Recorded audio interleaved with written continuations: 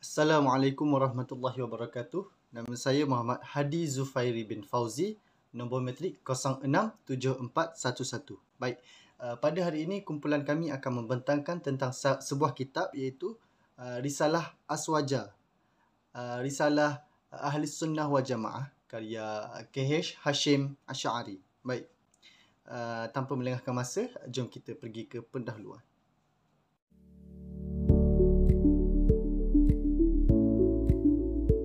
Baik, okey, kita mula dengan pendahuluan, di mana pendahuluan saya ini adalah untuk merumuskan lagi dapatan penelitian daripada kitab Risalah Aswaja ini. Okey, dan hasil penelitian Risalah Aswaja daripada KH Hashim Asy'ari ini dapat dirumuskan dengan jelas bahawa daripada seorang ahli ilmuwan Indonesia iaitu Hasan Syadili mengemukakan pendapat beliau mengenai tentang definisi nilai. Nilai itu bermaksud sifat-sifat ataupun hal-hal yang penting sangat berguna kepada kemanusiaan. Baik. Nilai juga bererti tujuan yang wujud dari kehendak manusia itu sendiri, kehendak yang benar. Baik. Ia juga bererti tahap atau darjat yang dikehendaki oleh manusia itu sendiri. Sedangkan menurut pendapat ahli ilmuwan Indonesia yang lain iaitu yang bernama Bambang Darosya, beliau mengemukakan bahawa nilai adalah suatu kualiti atau penghargaan terhadap sesuatu yang dianggap sebagai penentu tingkah laku seseorang itu. Okey, bermaksud nilai itu adalah suatu kualiti yang menandakan seseorang itu bertingkah laku baik ataupun buruk. Itulah nilai.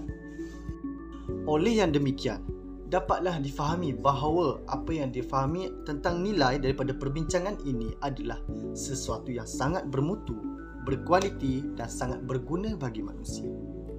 Apabila dibicarakan tentang nilai, berkait pula dengan satu kosakata yang bernama akidah. Akidah adalah satu keyakinan dalam hati bahawa Allah adalah sebagai Tuhan yang wajib disembah dan menjadi pendorong utama dalam bertingkah laku serta berbuat baik dan beramal soleh.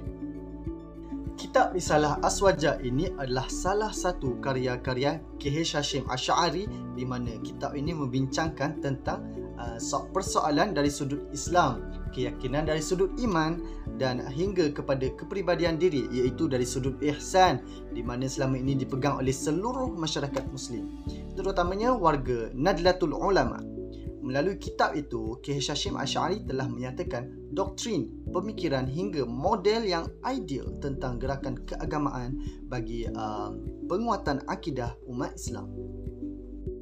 Wajarlah KH Hashim Asy'ari ini menghasilkan kitab ini bagi menguatkan akidah umat Islam kerana ia adalah sesuatu yang sangat penting dalam beragama. Selain pada itu, kitab tersebut turut memberikan pendedahan serta penegasan terhadap sunnah dan bid'ah. Kita pergi kepada riwayat hidup KH Hashim Asy'ari.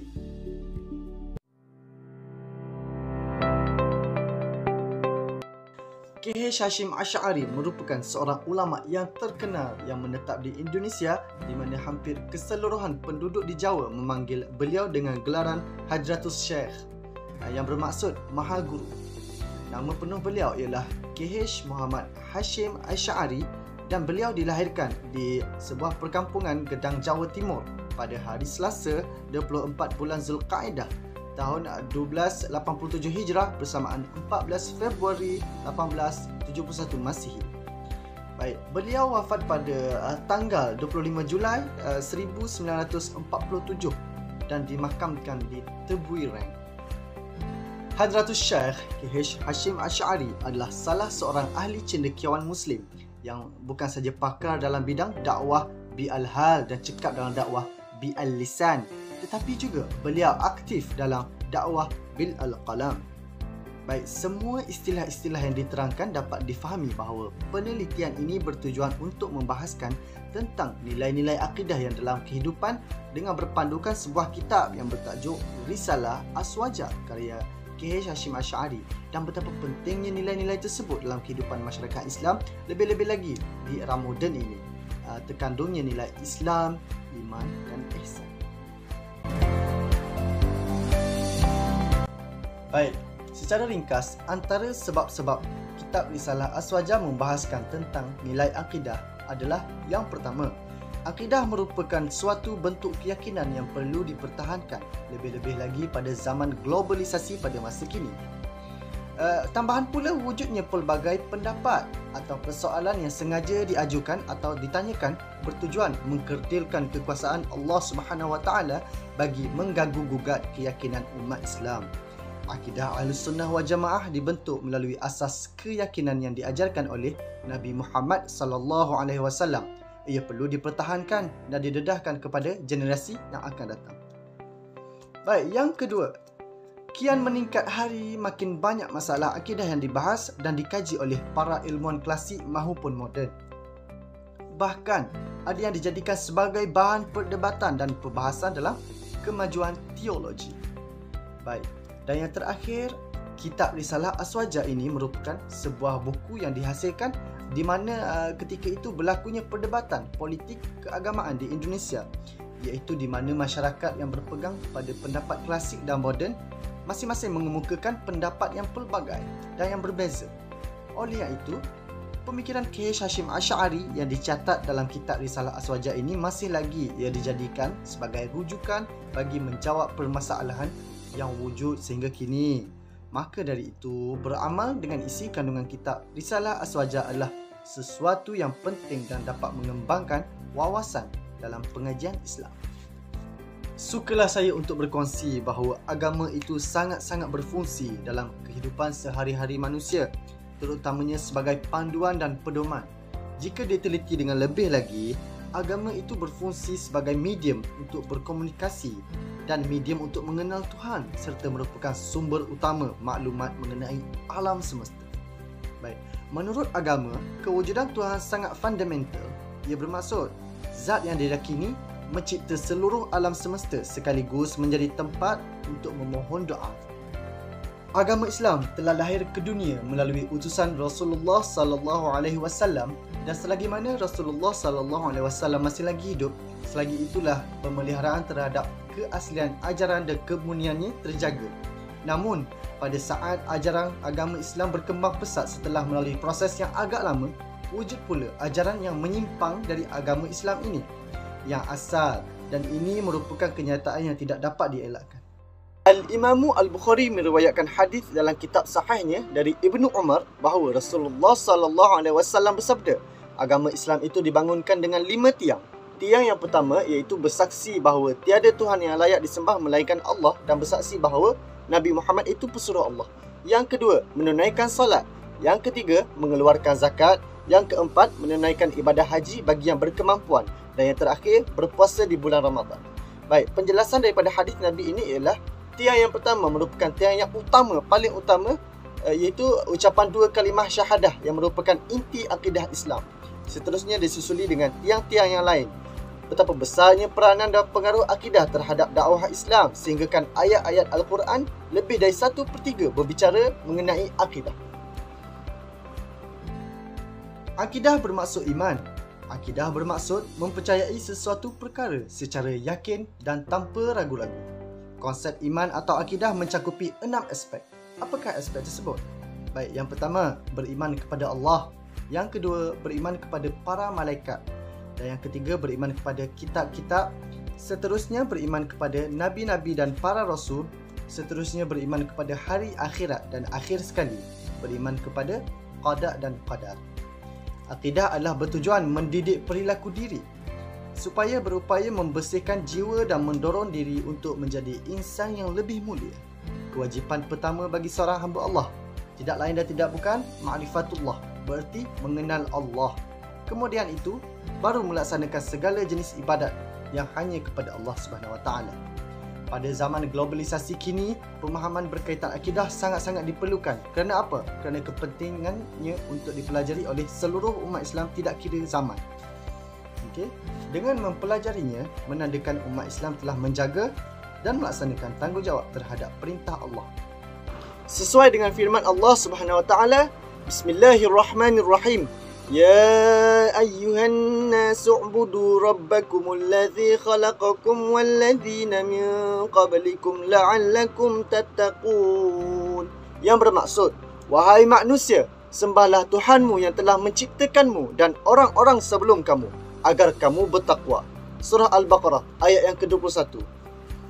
Baik, ketika ini dapat dirasai kesannya dalam hal akidah, thaqafah, tarbiyah, dakwah, akhlak dan organisasi. Bermula dari anak muda hinggalah warga tua. Sudah kelihatan perubahannya di mana dahulunya mereka menyanjung tinggi nilai-nilai agama. Okey, baik. Namun pada masa kini kian tipis, bahkan ada yang pihak yang langsung tidak mempedulikan tentang nilai-nilai agama ataupun akidah.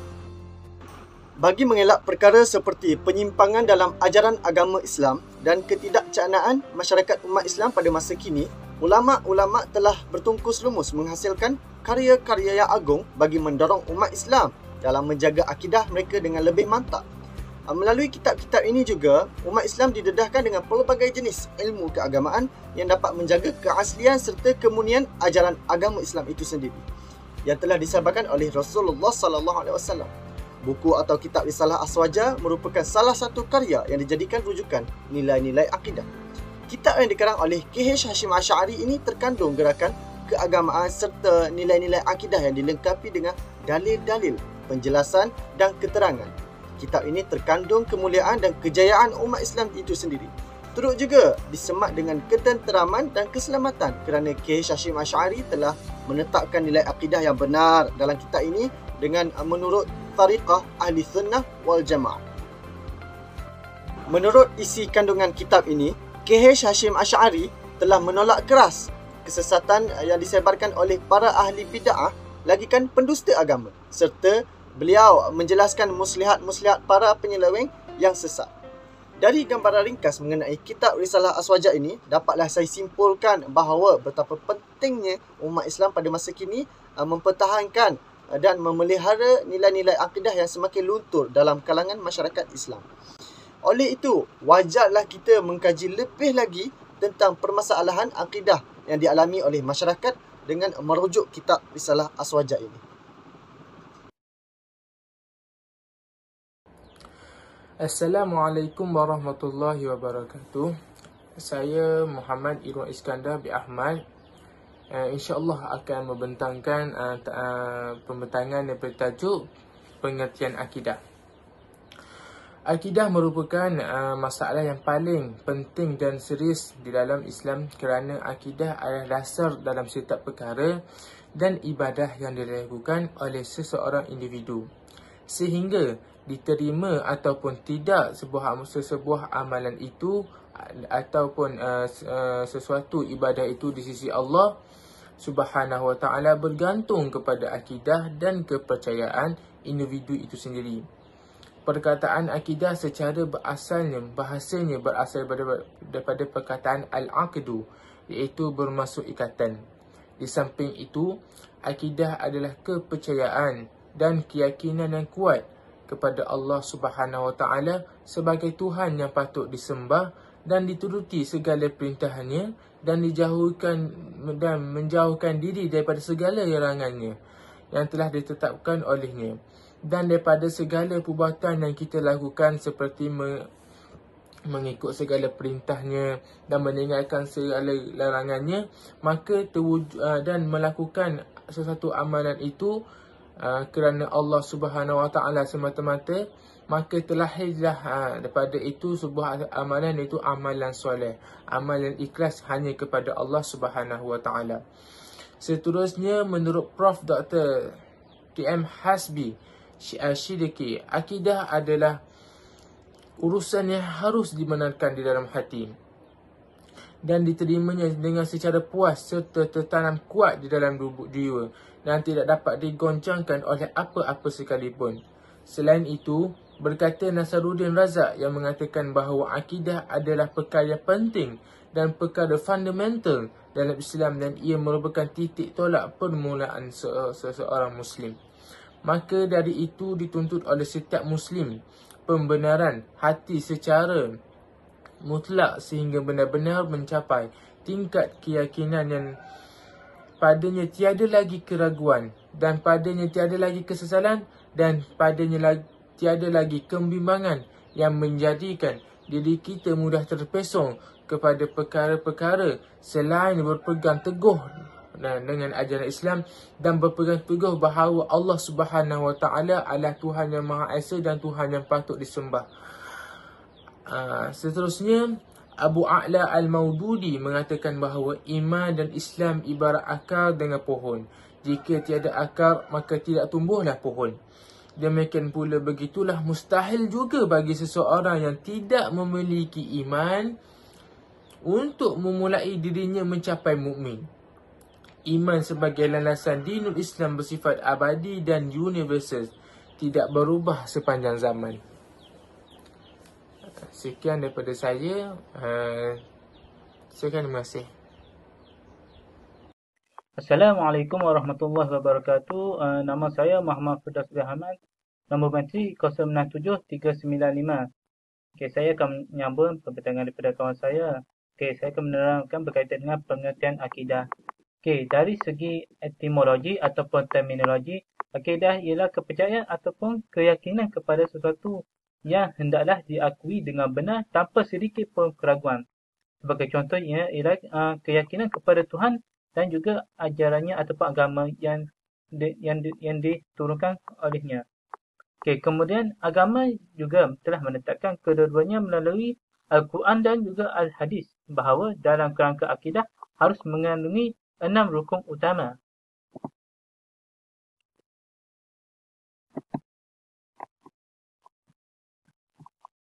Okey, rukun utama. Yang pertama ialah beriman kepada Allah.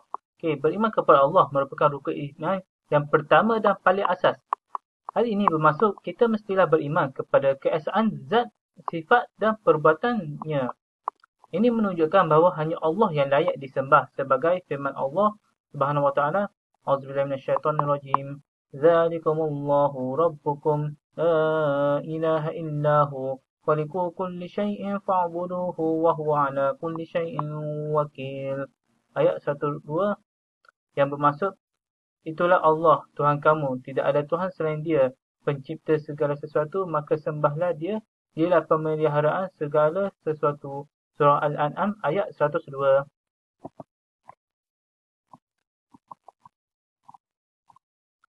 Yang seterusnya pula ialah nombor 2, iaitu beriman kepada malaikat.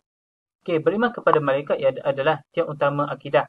Hal ini bermaksud iman kepada malaikat ialah kita percaya bahawa malaikat itu ialah makhluk Allah yang diciptakannya daripada nur ataupun cahaya, kerana pada hakikatnya malaikat adalah makhluk yang gaib.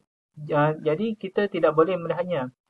Selain itu, malaikat juga mempunyai ciri-ciri tidak pernah durhaka kepada Allah dan ia juga tidak makan dan tidak minum. Okey, malaikat ni ia mempunyai banyak. Tetapi yang hanya wajib kepada kita untuk beriman ialah iaitu Jibril, Mikail, Israfil, Munkar, Nakir, Raqib, Atid, Malik dan Ridwan.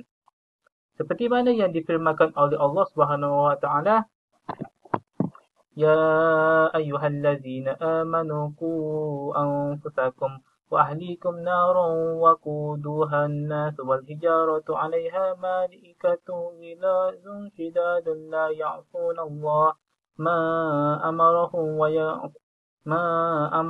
yaf'aluna ma yu'marun. Surah Azim. Maksudnya, wahai orang-orang yang beriman, peliharalah dirimu dan keluargamu dari api neraka yang bahan bakarnya adalah manusia dan batu. Penjaganya ialah malaikat-malaikat yang kasar dan keras yang tidak durhaka kepada Allah terhadap apa yang Dia perintahkan kepada mereka dan selalu mengerjakan apa yang diperintahkan. Surah At-Tahrim ayat 6. Yang nombor 3 pula ialah beriman kepada kitab-kitab Allah. Okey, kita juga mestilah beriman kepada kitab-kitab yang disampaikan oleh para rasul melalui malaikat Jibril. Ada kitab-kitab yang mesti kita tahu, iaitu Taurat kepada Nabi Musa, Zabur kepada Nabi Daud, Injil kepada Nabi Isa dan juga Al-Quran kepada Nabi Muhammad.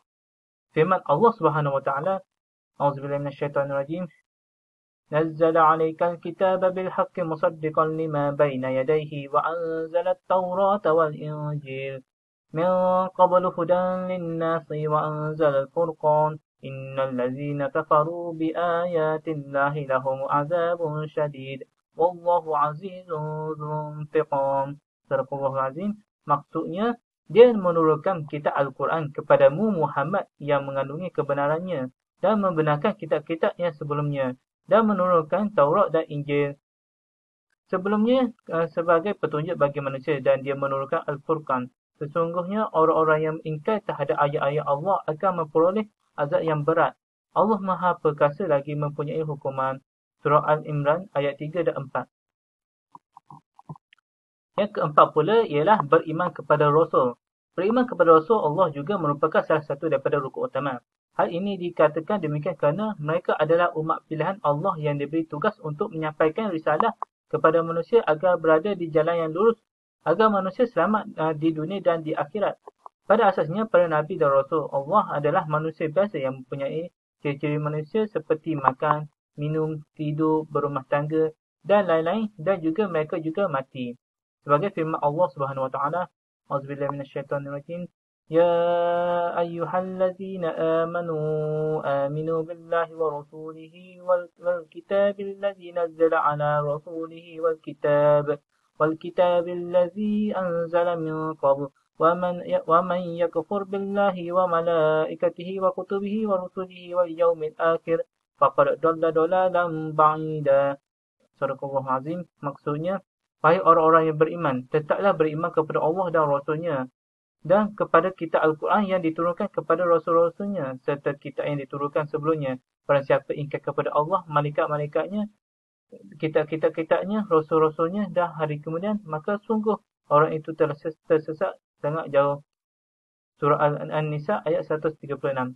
Okay, sekian saja daripada saya. Untuk rukun yang seterusnya, insyaAllah akan dibentangkan oleh kawan saya. Assalamualaikum warahmatullahi wabarakatuh. Nama yang diberi Muhammad Hanif bin Yusuf. Nombor metrik 067746.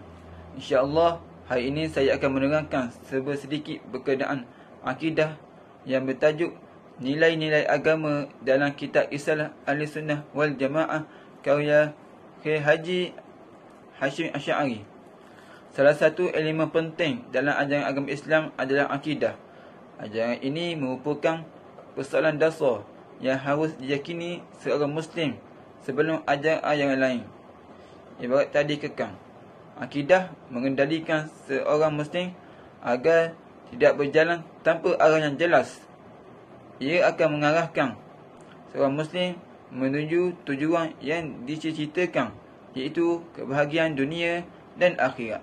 Tidak hanya ajaran yang bersifat normatif, akidah juga memberikan efek positif dalam kehidupan. Nilai merupakan suatu realiti yang abstrak. Nilai dapat dirasakan dalam diri seseorang sebagai daya pendorong atau prinsip-prinsip yang menjadi pedoman dalam kehidupan. Dan akidah adalah kepercayaan atau keyakinan terhadap sesuatu yang harus diakui kebenarannya tanpa keraguan sedikit pun, iaitu keyakinan terhadap Tuhan dan ajarannya. Maka nilai akidah adalah sesuatu kepercayaan yang menjadi dasar bagi seorang maupun kelompok masyarakat dengan hubungannya dengan Tuhan dan kebenaran ajarannya, yang dapat memberikan corak khusus terhadap pola pemikiran, perasaan dan perilakunya.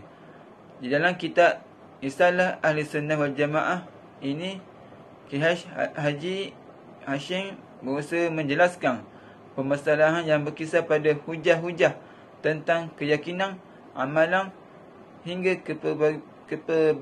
kepribadian yang selama ini dipegangi oleh komuniti Muslim kultural.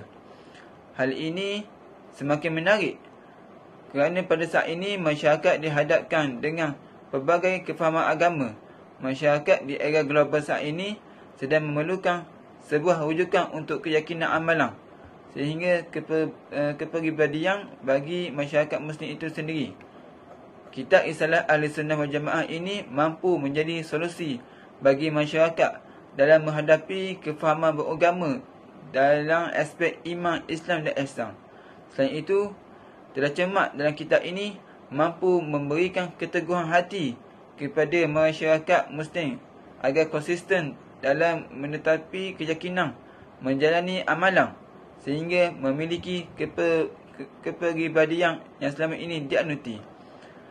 Kiai Haji Hashim Asy'ari menegaskan agar umat Islam tetap mempertahankan nilai-nilai akidah Ahlussunnah wal Jamaah dan menjauhi kelompok-kelompok yang menyimpang.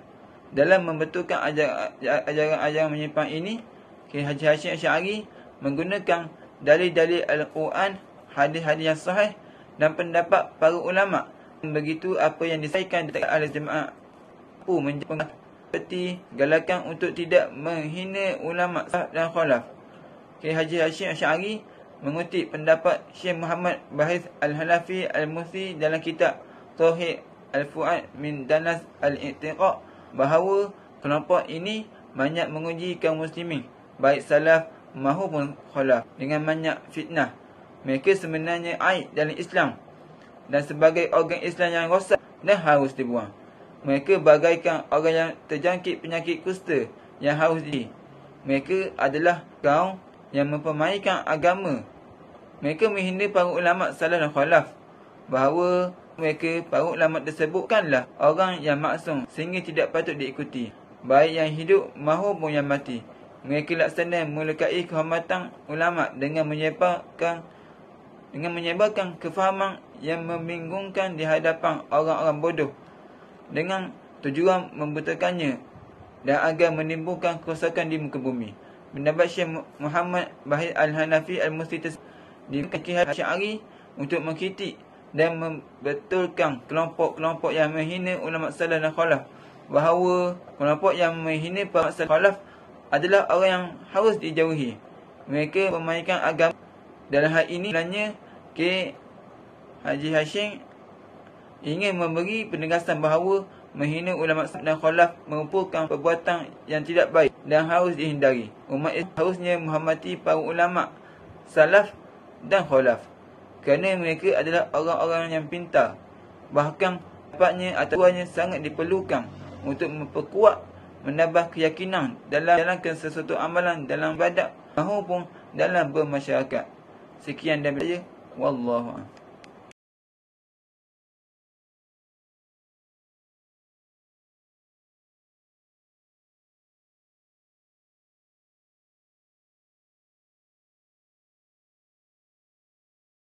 Anjuran untuk tidak mencela para sahabat.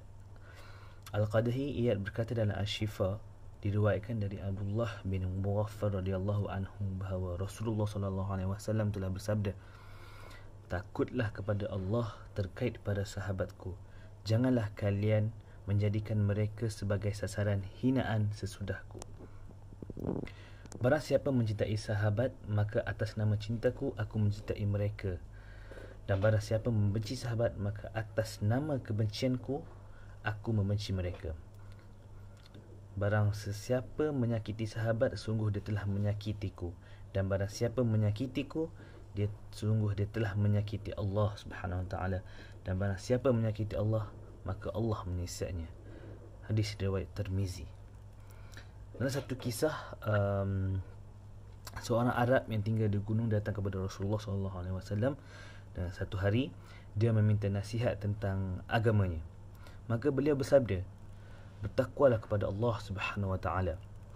Jika ada orang mencelamu dengan sesuatu yang dia mengetahui ada padamu, maka jangan kamu mencela dia dengan sesuatu yang kamu ketahui ada padanya. Lanjut Nabi SAW, biarlah dia menanggung dosa sedangkan kamu memperoleh pahala. Janganlah kamu sekalipun memaki sesuatu.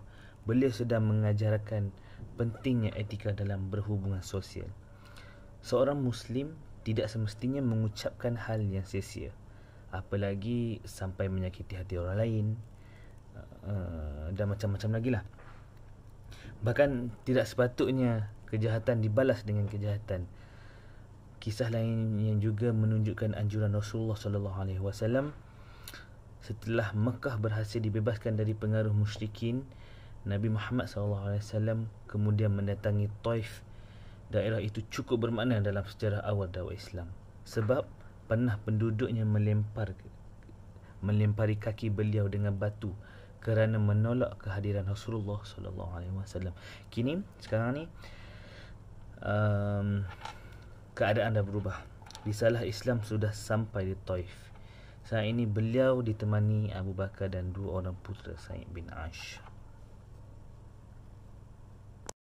A'udzubillahi minasyaitonirrajim. Bismillahirrahmanirrahim. Assalamualaikum warahmatullahi wabarakatuh. Nama saya Muhammad Aqil bin Taufik, nombor matrik 067397. Seterusnya saya akan menyambung penerangan tentang risalah ini, di mana kita perlulah menjaga dan menguatkan lagi perhubungan tali silaturahim kita sesama kaum kerabat dan juga saudara mara kita, supaya jalinan persaudaraan itu mampu mencegah kita daripada bercerai-berai sesama Muslim. Seterusnya, seperti yang kita tahu, orang yang lebih muda perlulah menghormati orang yang lebih tua. Dan orang yang lebih tua perlulah menyayangi orang yang lebih muda. Di sini dapat menimbulkan perasaan ataupun sifat nilai-nilai murni dalam diri masing-masing, dan sekaligus dapat mengelakkan daripada hadirnya sifat marah, saling benci-membenci, memutuskan silaturahim dan mengambil remeh terhadap agama Allah Subhanahu Wa Taala. Kita juga boleh memberi motivasi sesama kita, sesama Muslim, supaya pegangan terhadap agama Allah Subhanahu Wa Taala itu tidak terlampau terpesong dan sentiasa mengikut jalan Al-Quran dan Sunnah, dan berpegang teguh kepada apa yang ditetapkan oleh 4 imam mazhab kita, iaitu Imam Abu Hanifah, Imam Malik, Imam Syafi'i dan Imam Ahmad bin Hanbal. Pada hakikatnya, jikalau kita mengikut salah satu daripada imam mazhab tersebut, maka perkara ini dapat menambahkan lagi ilmu pengetahuan dan mendorong kepada kebenaran, dan juga mudah untuk mendapat dan diamalkan dalam kehidupan seharian kita. Berbalik kepada tali silaturahim tadi, dengan memberi salam adalah salah satu contoh dan sangat hebat dia punya kesan dia, kerana memberi salam ini mampu menghadirkan titik permulaan sesuatu perhubungan antara orang yang kita tidak kenal dengan diri kita sendiri. Maksudnya, apabila kita jumpa orang yang tidak kenal, kita memberi salam, di situ lahirnya satu titik permulaan tu muncul untuk melakukan satu perhubungan itu. Jadi itu hebatnya dalam memberi salam. Seterusnya, nombor 4, kebenaran untuk taklid. Ulama bersepakat bahawa setiap orang yang tidak memiliki kemampuan ijtihad, walaupun dia memahami sebahagian ilmu-ilmu yang diperlukan dalam ijtihad, maka wajib hukumnya untuk mengikuti pendapat para mujtahid dan membuat sesuatu perkara berlandaskan fatwa milka. Macam kita mengikut jabatan-jabatan mufti lah, untuk sesuatu hukum tu. Ini kerana mereka akan terbebas daripada ikatan taklif. Taklif ini adalah sesuatu tugas yang berat untuk seseorang itu terima. Maksud kita, contohnya orang awam akan bebas daripada bebanan tanggungjawab berat itu dengan secara taklif. Perkara ini sesuai dengan firman Allah Subhanahu Wa Taala, A'udzu billahi minasyaitonir rajim. Wa ma arsalna min qablika illa rijalan nuhi ilaihim fas'alu ahla adh-dhikri in kuntum la ta'lamun. Surah An-Nahl ayat 43. Yang bermaksud, Dan kami tidak mengutus sebelum kamu kecuali orang-orang lelaki yang kami beri wahyu kepada mereka. Maka bertanyalah kepada orang yang mempunyai pengetahuan jika kamu tidak mengetahui. Di sini jelas bahawa tidak semua orang memiliki kemampuan yang sebegitu rupa. Bahkan ada sebahagian yang tidak mampu untuk mengkaji atau memahami ilmu-ilmu tertentu seperti dalil-dalil Al-Quran atau hadis dalam mengeluarkan hukuman terhadap suatu perbuatan sama ada baik atau buruk. Maka orang-orang yang tidak mampu melakukan hal tersebut diwajibkan untuk bertaklid kepada para ulama dan guru-guru yang mampu membimbing ke jalan yang benar, supaya orang awam ini tidak dibebankan dengan harus mencari dalil dan sebagainya. Tetapi cukuplah sekadar mengikuti pendapat-pendapat yang terbaik. Maka wujudnya 3 cara beragama, iaitu ijtihad, ittiba' dan taklid. Ijtihad adalah memahami agama dengan mengetahui dalil dan mampu menghuraikannya dengan lebih mendalam. Seterusnya, ittiba' adalah memahami agama dengan mengetahui dalil tetapi tidak mampu menghuraikannya. Manakala taklid adalah memahami agama tanpa mengetahui dalilnya. Berdasarkan ayat Al-Quran di atas, bertanyalah kita kepada orang yang lebih tahu, sekiranya kita tidak tahu. Dengan arti kata lain, taklid ini perlulah kepada orang alim. Maksudnya bukan kepada orang awam ke, tak boleh lah. Kena orang yang alim. Seterusnya, kita juga perlulah berhati-hatilah dengan siapa kita bertaklid tu. Seperti yang saya kata tadi, perlulah kepada orang alim. Seterusnya, yang kelima, peringatan untuk berhati-hati dan mengambil ilmu agama. Dalam mengambil ilmu agama ini, kita wajib berhati-hati seperti Ibnu Asakir meriwayatkan daripada Imam Malik radhiyallahu anhu berkata, la tahmilul ilma an ahli al-bid'ah wa la tahmilhu amman la yu'rafu bit-talabi wa la amman yakzibu fi hadithin nas wa in kana la yakzibu fi hadith Rasulillah sallallahu alaihi wasallam. Maksudnya, janganlah engkau belajar dari ahli bid'ah dan janganlah engkau belajar ilmu dari orang yang tidak diketahui pencarian ilmunya, serta orang yang berdusta dalam perkataan manusia meskipun dia tidak berdusta dalam hadis Rasulullah sallallahu alaihi wasallam. Ibnu Sirin meriwayatkan juga bahawa hadzal ilmu dinu fanzuru amman ta'khuduna dinakum. Yang bermaksud, ilmu itu sebenarnya adalah agama. Lihatlah dari siapa kalian mengambil agama kalian.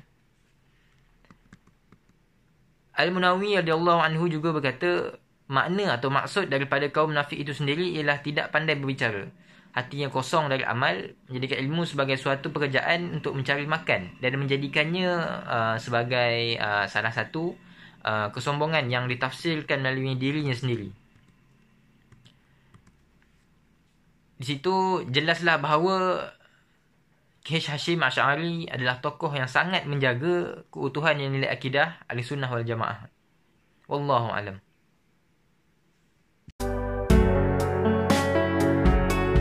Sudah tiba kita pada bahagian penutup, iaitu kesimpulan. Hasil penelitian ke atas kitab Risalah Aswaja ini dapat saya simpulkan bahawa yang pertama, nilai-nilai akidah yang terdapat dalam kitab Risalah Aswaja ini meliputi A. Akidah menjalankan tanggungjawab ajaran-ajaran agama Islam berdasarkan Al-Quran, As-Sunnah dan Ijma'. Bagi memahami sumber-sumber ajaran tersebut berpandukan jalan pendekatan, iaitu mazhab. B. Akidah dalam berfikir dengan menggunakan metod komprehensif, memahami serta memanfaatkan akal dan wahyu yang mencakupi keseluruhan aspek kehidupan. C. Akidah dalam berperilaku dan bertindak bersikap tawassus, tawazun, tasamuh dan amal ma'ruf nahi munkar. Seterusnya D, iaitu akidah berlandaskan rukun-rukun iman. Yang pertama, beriman kepada Allah. Yang kedua, beriman kepada para malaikat. Seterusnya, beriman kepada kitab-kitab Allah. Dan yang keempat, beriman kepada para rasul. Dan akhir sekali, beriman kepada hari akhirat. Sebenarnya K.H. Hashim Asy'ari tidak menjelaskan nilai-nilai akidah yang disebut di atas secara jelas. Kerana apa? Kerana beliau menerapkan satu elemen yang membuatkan para pembaca meyakini akidah-akidah tersebut. Baik. Mengenai rukun iman yang pertama, beliau menjelaskan bahawa Allah Subhanahu Wa Taala mencipta seluruh alam semesta. Dan sebagai umat Islam, kita wajib meyakini adanya Allah. Allah yang Maha Esa dan tidak ada selainnya. Meyakini bukan sahaja difahami melalui bentuk perkataan, malah perlu disempurnakan dengan amal perbuatan. Baik, seterusnya beriman kepada malaikat, di mana K.H. Hashim Asy'ari menyatakan sekilas lalu tentang kematian dan diberikan dalil hadis yang dicantum tentang datangnya 2 orang malaikat di alam kubur. Oleh itu, kita sebagai umat Islam wajib meyakini wujudnya malaikat disertai dengan tugas-tugas malaikat tersebut. Kemudian, beriman kepada kitab-kitab Allah, di mana ia bererti menggunakan dalil-dalil Al-Quran bagi menjelaskan permasalahan-permasalahan yang timbul. Rukun iman yang keempat ialah beriman kepada para rasul. Ketika K.H. Hashim Asy'ari memberikan respon mengenai adab menziarahi makam Rasulullah sallallahu alaihi wasallam, ini membawa maksud sebagai wajib mengimani bahawa adanya rasul dan mengamalkan sunnah-sunnah baginda serta menghormati baginda. Akhir sekali, beriman kepada hari kiamat, bermaksud akan berlakunya hari yang di mana lenyapnya seluruh alam semesta. Penulis kitab Risalah Aswaja menjelaskan tanda-tanda hari kiamat, sama ada tanda kecil maupun tanda yang besar, seperti wafatnya orang alim dan keluarnya Dajjal. Kesimpulan yang kedua pula ialah mengenai kepentingan nilai-nilai akidah Ahlus Sunnah wal Jamaah pada masyarakat zaman moden, yang di antaranya ialah bagi mempertahankan akidah, lebih-lebih lagi pada zaman sekarang, zaman di mana kita menghadapi tentangan dari pelbagai arah maupun aliran. Jadi bagi mengelak perkara ini berlaku, secara globalisasi dan ideologisasi, nilai-nilai akidah aswaja mesti diterapkan dalam diri setiap individu supaya mereka memiliki asas keagamaan yang utuh dalam melahirkan masyarakat Islam yang berwawasan serta gerakan sosial yang bertanggungjawab dalam melawan tentangan permasalahan kontemporari. Jadi saya rasa setakat itu saja pembentangan daripada kumpulan kami. Yang baik datang daripada Allah, yang buruk datang daripada diri kami sendiri. Wabillahi taufiq wa hidayah. Wassalamualaikum warahmatullahi wabarakatuh.